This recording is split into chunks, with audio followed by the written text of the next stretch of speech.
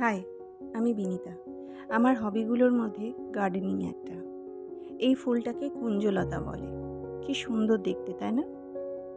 এই গাছটার যে দানা হয়, সেই দানাগুলো আজকে কালেক্ট করব।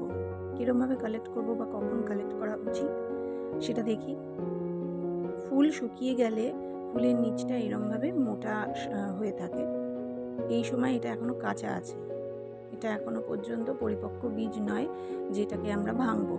এটা ভাঙা যাবে না। কিন্তু এই রকমভাবে শুকিয়ে গেলে দানাগুলো যখন নাকি এই দাঁড়টা যখন শুকিয়ে যাবে, ওপরটা এরকম খয়েরি খয়েরি হয়ে যাবে, তখন আস্তে করে এটাকে চাপ দিলেই এটার যে বাল্বটা আছে সেটা ফেটে যাবে, এবং ফেটে গেলে এর মধ্যে থেকে একটা কালো অংশ আছে, দানা যেটা, সেটা বেরিয়ে আসবে। দেখুন কি সুন্দর এইরকম দানাটা দেখতে লাগে। এটাকে আপনি স্টোর করে রাখতে পারেন নেক্সট সিজনের জন্য। আমি তো এগুলো অনেক কালেক্ট করতে থাকি। যখনই সুযোগ পাই তখনই আমি এগুলোকে দেখি, কালেক্ট করি পরের বছরের জন্য। কেমন লাগলো ভিডিওটা জানিও।